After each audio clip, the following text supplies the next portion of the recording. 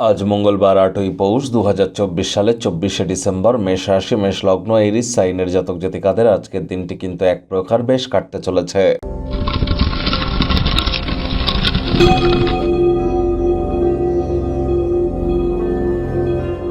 ভিডিওটির শুরুতেই আপনার স্ক্রিনে দেখতে পাচ্ছেন হনুমানজির একটি প্রণাম মন্ত্র।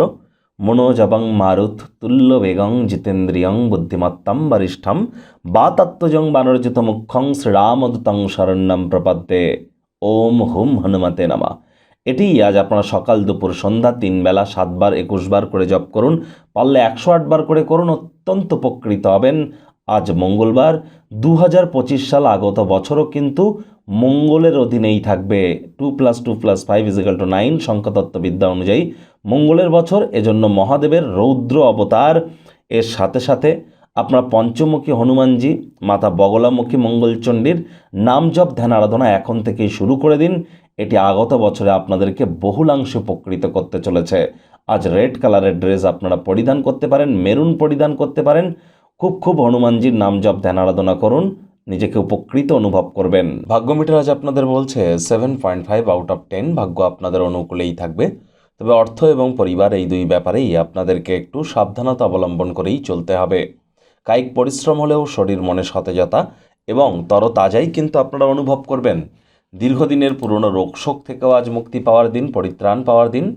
আজ স্বাস্থ্যগত ক্ষেত্রে লক্ষণীয় কিছু পরিবর্তন আপনারা পরিলক্ষিত করতে পারেন, তবে অন্যদেরকে খুশি করতে অতিরিক্ত অর্থের অপচয় করা থেকে আপনাদেরকে বিরত থাকতে হবে।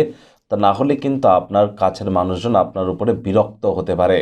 আজ গুরুত্বপূর্ণ ব্যক্তিবর্গদের সাথে আলাপচারিতা করবার সময় চোখ কান খোলা রাখুন, মূল্যবান কোনো উপদেশ পেতে পারেন।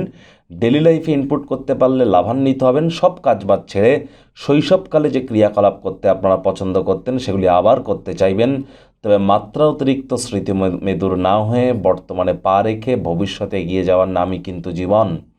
আজ যারা চাকরিজীবী আছেন তাদের অফিসের পরিবেশ এক প্রকার বেশ।